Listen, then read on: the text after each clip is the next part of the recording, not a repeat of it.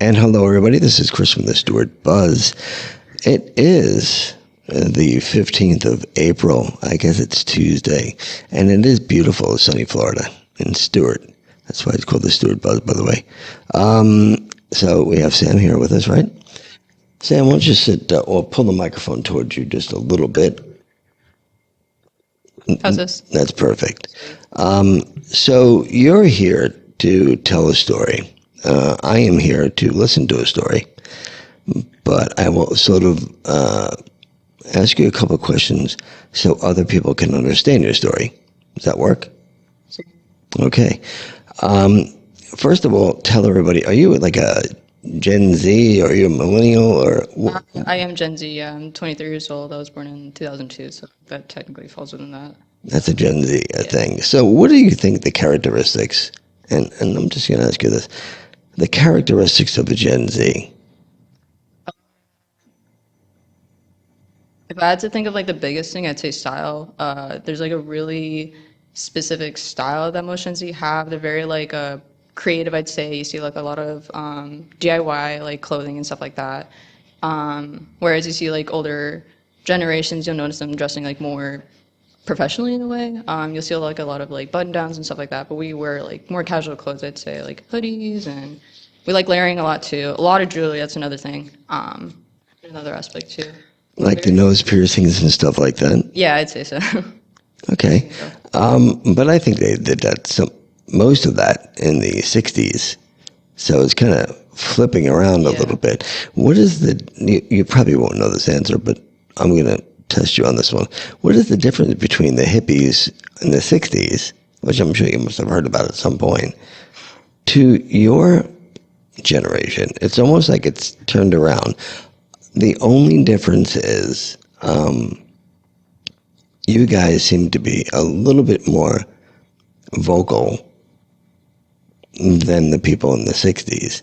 They just got high and danced around naked. But with growing up in your Gen Z world, do you find people your age to have like an identity crisis? Who am I? What am I? What do I want to be? All those kind of things.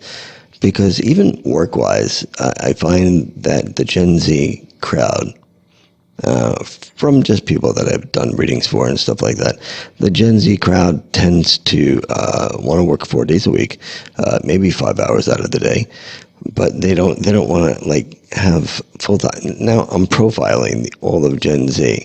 I know they're not all like that. Some of them like to work 60 hours a week, but in a whole, what I hear is that it is like that. Do you find that at all? I see that. And like you said, like not everyone's like that. Like I know a lot of people that are, especially in my circle, that are really career focused. They're going to school, they're taking their classes so they can get like the career they want. But then I've also met other people that would be happy without a degree and would just prefer to work their 9 to 5 and just stay like that. Just have a job and not a career. Basically, yeah. Just to keep food on the table and stuff like that. Is that the way you feel?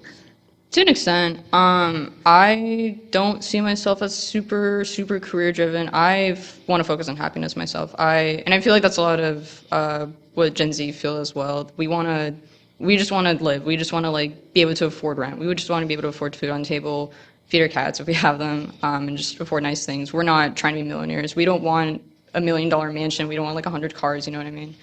At least me myself. Maybe there's some people like that. There's definitely people like that, but most of us, I'd say, we just want to be able to afford to live. But yeah. So, like in my generation, you actually can. What we wanted to do was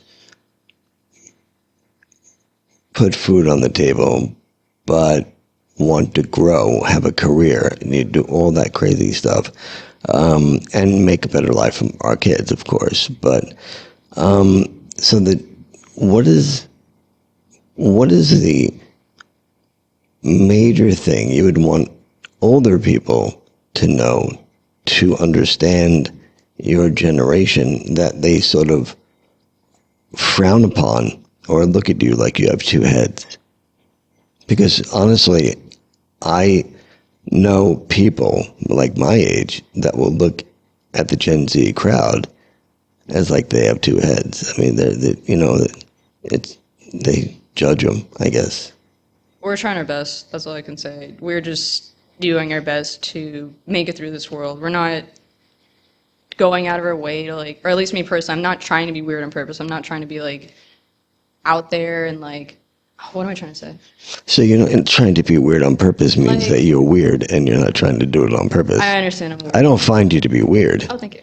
But I actually find you to be quite normal. But yeah, we're just trying to make it through this world. I'm not trying to be your enemy. I'm not trying to be anyone against you. We're just doing our best with what we know and what we have. And this world and climate is so much more different than what other past generations have grown up in, especially with technology too. That's what I want to touch on. Technology, social media, that's like a huge thing, just a thing that's just here now. Do you find that to be an obstacle or an asset? It could be both, either way. Like, it depends on how you utilize it. There's people that or like there's some Gen Zers I know that like don't even like have social media, or like they choose to stay away from it as far as possible because they know the effects of it. They know it makes them feel bad when they go online and they see like, I don't know, these influencers with hundreds and thousands of dollars just like flaunting it and just like having all these nice things. And then other times, or at least more recently now with this political climate, you know, like all these like news outlets like making these videos explaining like, oh, here's another new policy that just dropped, or here's another negative thing that's happening. It's just the extent of like how much of this news that we're getting thrown in our faces, like it's just so depressing to see. And let's talk about news, because I don't know any news channels. I think they're opinion channels, like CNN, MSNBC, Fox News, Newsmax. I don't necessarily find them to be news outlets. I find them to be opinion outlets because they have an agenda. I mean, one is left wing, one is right wing. They over here in the left wing, everything is amazing at one point. And now everything is turmoil, and the Fox News on the right wing, everything is wonderful, everything is great. Who do you believe? I don't know any real news. So, but that was the thing I wanted to touch on. Every Gen Z individual that I talk to, excuse me, does not watch TV. Do you watch TV? I can't say I have, no. Or like haven't recently, at least. It's mostly just TikTok, if I'm being honest. TikTok's, Instagram, just regular social medias. How do you learn? Just don't pay for cable anymore anyway, so. How do you learn about the world? If like, honestly, no joke. So people your age, and even 27, 28, 29, if I say who was the president of or who was the vice president of the United States 4 years ago, or 3 years ago, or 2 years ago, they honestly, I did this last week, they couldn't tell me. And then I had asked who is the vice president today, they couldn't tell me. Seriously? Mm-hmm. You're a little bit different. You're pretty intelligent, so I believe that you would know these things. But if I was to say to you, who is Nancy Pelosi, would you know who that is? I understand. Research. Like her. That's as far as I know. So in school, since you graduated not that long ago, but in school, did they still teach regular history, regular math, like kind of when I went to school, the basics? Huh? What is regular math? What is regular history? What would you call that? I would call about learning about Abraham Lincoln, George Washington, and the things that happened back then, all the way up till now, about all the presidents. Did basic stuff. Do they teach that still? I would still say so, yeah. At least when I was in school, I haven't been in like the regular like public school since 2020. That's when I graduated high school, so. I don't even want to go there when I graduated. I graduated high school in 1980. That's when we said the Pledge of Allegiance every morning. Now, you didn't do that, right? They still do it, yeah. Do they really? Yeah. I mean... And do you have the option to stand or not? When I did it, at least, or if we're talking about high school specifically, it wasn't like we're going to hold you at gunpoint if you don't like stand up for the flag. It's more of just what people just do because they're just conditioned from a young age to do it. Me personally, I would just stand out of respect, but I don't know, you see people like putting their hand on their hearts and like stuff like that. That's amazing. I didn't know they still do that. See, this is the thing that the older people have no idea. So because there's so much bashing on both sides, left and right, that school isn't school anymore. Now, I have one more question here. I probably have one more, but that's besides the point. The question is, do you think the teachers have the right to hold back information about a child that's in the school? I heard this on both left and right wing, that they want to be called a different name, but their parents don't even know that, and the school hides it from the parents. Is that proper?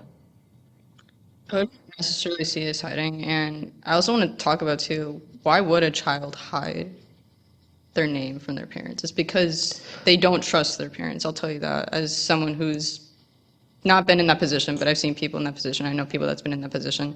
They don't feel safe to tell their parents. They don't feel like their parents are going to accept them. They feel like they're going to disappoint their parents. Disappoint their parents, or at worst get kicked out, or get hit, or punished, or just. So that's why you're crazy, or I don't believe you, or oh you're wrong, or no you're just wrong, and. So that's why the teacher won't do that. They'll just and they go to their teacher because they see them as a adult they can trust. Okay. That will listen to them. Someone that will actually call them what they want to be called, which is just all they want. Yeah. And no, that's fair to say. Do you think it's the teacher's responsibility to tell the parent?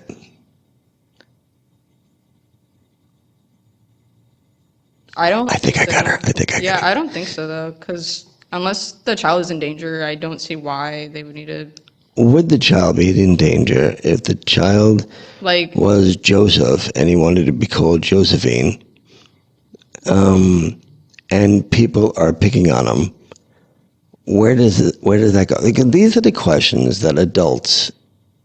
You're an adult, yes. Old people. It's the only way I can phrase it. Like me, would have that question, because if I did something wrong in school, anything, my teacher called my parents. You still do. So, but if Joe decided to be Josephine in school and insisted the teacher to call him Josephine, do you think the teacher should mention that to the parents, even if it was parent-teachers night? Do they still have that, by the way? Not in high school, no, I don't think so. They don't have meetings? They have meetings, yeah, if you're like severely failing your class or having issues with like anything, I guess. I don't know, if you're like getting in trouble with the dean or something like that, then yes, they'll have meetings, but they don't have like a monthly or bi-monthly thing where it's like, oh, let's just like touch base on things. They don't do that anymore, so. Okay. Do you think it's the teacher's responsibility to say it, or do you think that the teacher should say, well, if the parent's not astute enough or aware enough to know that their child wants to be called Josephine, then it's not my responsibility to tell them? I'd say so, yeah. I'm not saying you're wrong on that either. This is the questions that, people like me would want to know. I have somebody looking in the door. So is there something you want to add about the Gen Z crowd, or at least your beliefs versus the beliefs sort of like when I was growing up? So you still have chores at home that you have to do. You still get punished if you don't do something. Well, in a 20-something, maybe not, but I'm like 17 or something like that. What is different now as far as your family? And most people have a broken family at this point. Most people. There's not the traditional family as it used to be. What would you think that you would change in your generation that suited our generation to be positive, or vice versa? What would you think that we should have changed versus what you do? What do you mean by we should have changed? Like, My generation. I'm a baby boomer, by the way. And so what would you think that, wow, the baby boomers did this and it's a really good idea? Or, no, the baby boomers actually should have done this. This is what we do, and we feel that they should have done this all along. Do you understand the question? but if you're asking like, I'm a little puzzled too. yeah, I'm trying to understand what question you're trying to ask. What do you think is weird what we do versus what's weird what you do? It's mainly the closed-mindedness, I say. Okay. Like the inability to take in the fact that sometimes people just don't want to be called what they're born as, or to rephrase, if someone tells you something about themselves, like personal, like they're like, hey, I just prefer to go by this, or these are my pronouns, or this and the other. It's not your job to just fully understand what they're saying, or like even, what's it called? All we're asking is just to accept it. Like, we're not asking you to like be. We just want you to call us what we're called. Like, So I've been in that situation where somebody is sitting in front of me and they say that, and then just automatically I'm saying something like we're different. not trying to attack your beliefs. We're not trying to say that your perception of us is wrong. We're just saying like, hey, this is just me. Respect it. Respect, basically. That's what I'm trying to say. Just respect is all I ask. Like, we respect you guys, or we do our best to respect you guys. We're not trying to be rude. We're just explaining us. And most people, I know for me, at least myself, like, I'm more than happy to explain. Like, if there's anything you're not getting, like, I'll try my best so you can understand, or I'll put it in a way that you get it. There's a lot of things I don't understand. That's all right. And I've asked people, like I never heard of pan, I never heard of all that. Still don't understand the whole thing. Apparently you can marry a cat or a dog now. So, I mean, just like, if one person doesn't identify as anything, I believe I literally heard that there was somebody that was pulled over by the police, and the guy said, well, I identify as a dog. So they took him to the pound. It was on the news, actually, or the opinions. It was. I thought that was pretty funny, though. That was really a good way to... It was pretty funny. But let's see if I want to touch on this. In your belief system, are there men and women, or man, women, and neutral? That's it. Okay. You tell me what you want to be called, I'll respect you. Period. That's it. But psychologically and school-wise and science, they have science, right? Yeah, they have science still. Yes, we still have science. That, well, we could be conditioned to know this too, so this may not be right, I don't know, that there is man and woman. So we probably... I think and not to interrupt you, but I'll stop you there for a second. I think what most people are getting confused, though, is the difference between sex and gender. We're aware of the fact that we were born as what we were born as. Mm-hmm. We know that. Gender is like a whole other different thing, though, and sometimes it correlates with your sex. Sometimes it doesn't correlate with the sex that you're born with. Sometimes your gender is just the complete opposite, or just like a whole other thing aside from man and woman, and that's fine. But we want you to know, we know what we were born as. We know how we came out the womb, and we know that sometimes we think it's a good fit, sometimes it works out for us, and sometimes it doesn't, and that's fine. I'm glad that you said that, because that goes to my next topic. At what point, so I heard somewhere that there was like an 8-year-old, and the parents condoned the 8-year-old to sort of change their gender. Do you think that's too young? I've seen like even younger kids before that would even know their gender before that. If the child isn't hurting anyone and they know in their heart it's fine, then it's fine. But what happens? Like, I know this. When it gets into the whole like you're probably thinking about this, the actual medical part of it. Mm-hmm. That's a little bit different. Obviously, like, no one's going to be doing any, like, super invasive surgeries on an 8-year-old. No one's going to be doing that. Maybe they'll do puberty blockers. Maybe they'll do, like, some other forms of, like, not as intense medical procedures on a child. And that's whether or not the child wants to do it. Like, you know, not every child wants to go through all that right away. Maybe they just want to change their clothes. Maybe for now they just want to change their name and just be known as what they're known as. But the medical stuff usually doesn't come until like at least like the teen years or the late teenage years. At least from what I've seen, they don't. Yeah, they don't. Even I believe Will Smith's son was wearing a dress, so apparently nobody judged him. And if they did, I didn't hear about it. And that's his prerogative to do that. I'm not sure if I would have the nerve to do that, only on Halloween maybe. That's it. But it's more accepted now than it was when I was a kid. So I found out later on in life, probably 20 years after I graduated, that the person that was one of my good friends ended up being gay. I didn't care either way. If I found out when I was in high school that he was gay, I wouldn't still care either way. It wouldn't matter to me. But it did matter to a lot of people, like my father would probably matter to.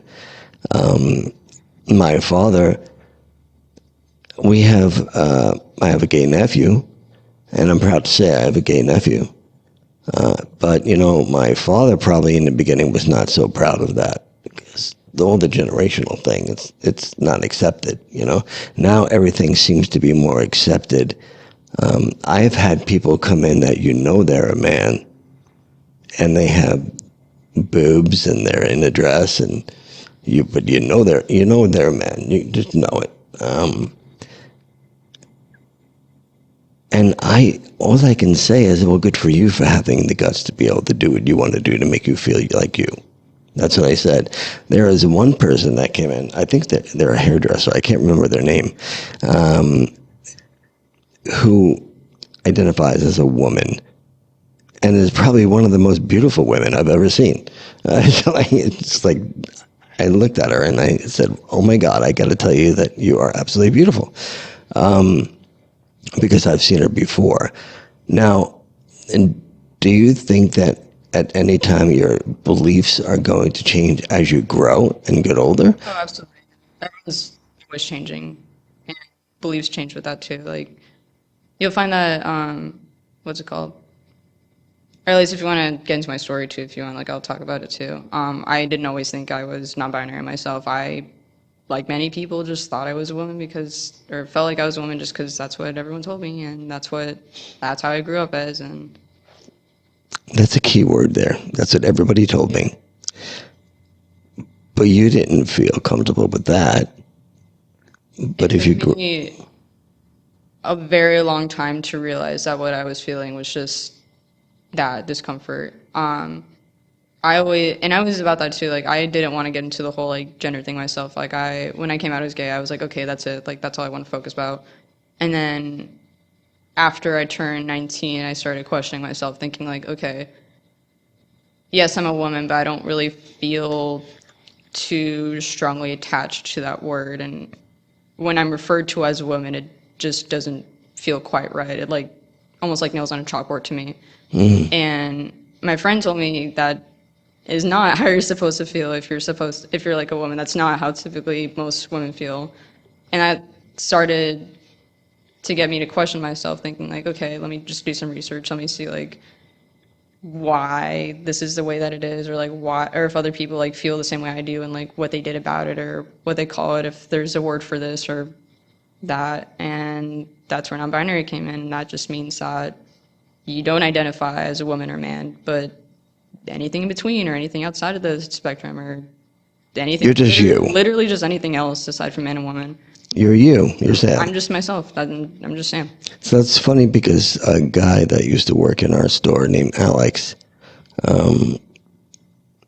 he's gay and he is proud of it. He calls himself the Queen of Stuart. He actually is an amazing chiropractor as well. I'm not chiropractor, massage therapist. But still, he comes into my store. We hug each other. I told him, I said one day, he looks like Jesus Christ, by the way. But I think I've seen him around. yeah, and I looked at him and I said, you know what? If I was a gay dude in your age, I'd probably marry you. He's just love and light. Everything is just love and light.